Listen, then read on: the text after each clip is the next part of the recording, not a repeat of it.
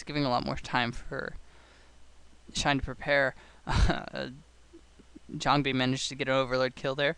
Wow, two of those Mutalisks must have been heavily damaged from the fight before go down, along with another Overlord. So that's good. Jangbi has to be doing this. He has to be getting harassment done. He's sitting on his 2 bases with no real plan to either build an army or expand. So obviously that means it's gonna be a long time before he can take his 3rd.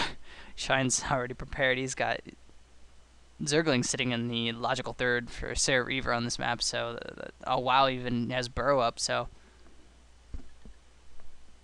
and the Shine's really on top of this. That's good for him. These Sarahs, that's all like what, 8 Sarahs? That's kind of a lot. It's like 8 Sarahs.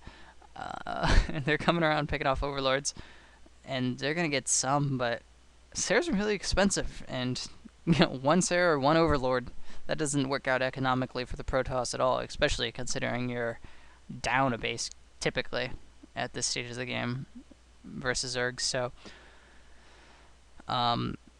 this is weird. Jangbi's teching up to Templar Archive, so he's going for a Templar. He's finally got a Reaver and a Shuttle, and he can do some harassment. But and correctly, sort of, I think, with his small army, he's predicting that the Zerg will go for this sort of 4-base type strategy, taking a lot of damage on his Corsairs there by flying too near. Get Scrub. Yeah, it does nothing because it's a dud. Because Scrub AI is, well, terribly programmed. So that's unfortunate for Jangbi. This is looking honestly really good for Shine. Jangbi's picks off another Overlord but loses a Corsair. That's not a trade he wants. Observatory coming down. I haven't actually even seen any lurkers from Shine, so that seems sort of... Jangbi has sort of done this. You see this once in a while. Protoss does a build where you build the entire Protoss tech tree before you move out of your 2 bases, which can work from time to time. I don't know if that's exactly what you want to do in this situation where the Zerg is sort of turtling, and that's a lot of Overlords, and they look like they're going for a drop. Shine loves Hydro drops. That isn't probably all that advisable against Sarah Reaver, but if Jangbi misses it, then maybe they're not going for a drop. Maybe they're just chilling out there, providing some detection. Shine felt like moving his entire fleet of Overlords out there. Fleet, I don't know what you call a group of Overlords. A fleet sounds good to me. DT's out roaming the map for Jangbi, but they're not gonna really do that much. This shuttle is ballsy and running around by himself, dropping DTs into the main where those Overlords just happen to be returning to. That's not so good at timing. It's unfortunate for Jangbi, not a lot he can do about that. So he's trying to take this mineral only for his 3rd, which is not really the common 3rd for... Oh wow, that's Storm. I can't believe he has Storm already. I guess that's the result of that early Templar Archives. And mineral only is not really the common 3rd to take when you go Sarah Reaver. I don't know, maybe it's not that uncommon, but it seems like there's a huge advantage to taking the middle bases because their choke is so thin. You could just stick a Reaver behind them, and the Zerg can't do anything about it, basically. So we'll see if Jangbi's little hidden Dark Templar here manages to cause any damage. Probably we'll be able to pick off...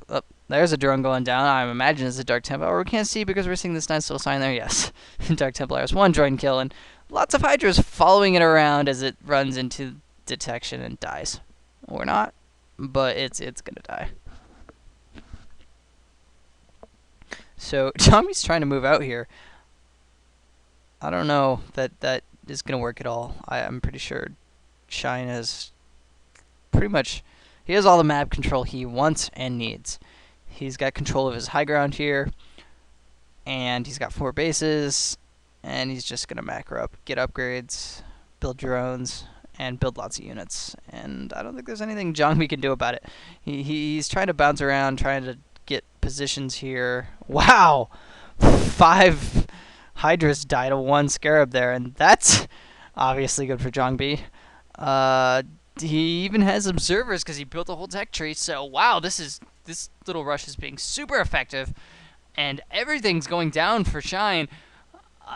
Storm over the lurkers there. He's not pulling the other units that are on his high ground back, and that storm didn't do anything. But the second one's better. This is actually really close. There's only a couple zealots left for Jangbi, but there's only a few hydras left, and wow, that's some micro right there. That Burrow dodging the Scarab, and yeah, now the lurkers, 2 lurkers going down to 1 Scarab, 2 more going down to a storm. Oh, storms on everything. There's only 1 lurker left, but Jangbi has to back off. That was cutting the edge there, and Jangbi doesn't even manage to take down a hatchery, unfortunately. So that sucks for him. On the other hand, he's got lots of Sarahs, and he's still got Reavers in a shuttle. He still has a lot of harassment opportunities, and he's macroing up a new Dragoon army right there. So, and he's got 3 bases, so that's not so bad. And he got obviously a lot of damage done there.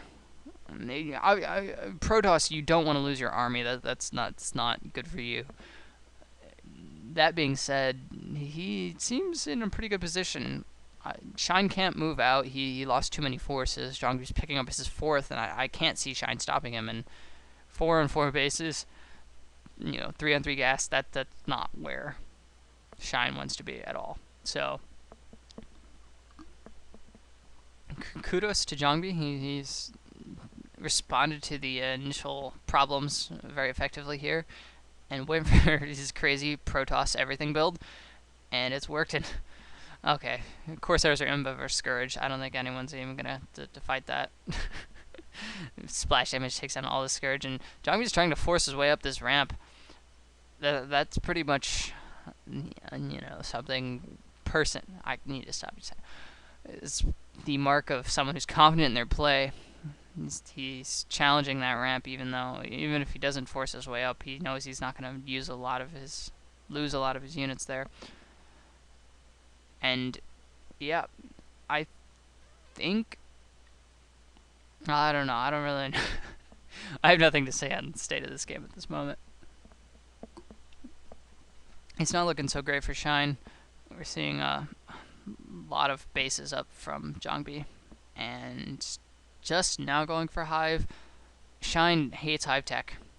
This is actually one of the few games I've actually seen Shine build a Hive, or plan to build a Hive. I guess he hasn't done it yet, but I assume he will before he ends this game.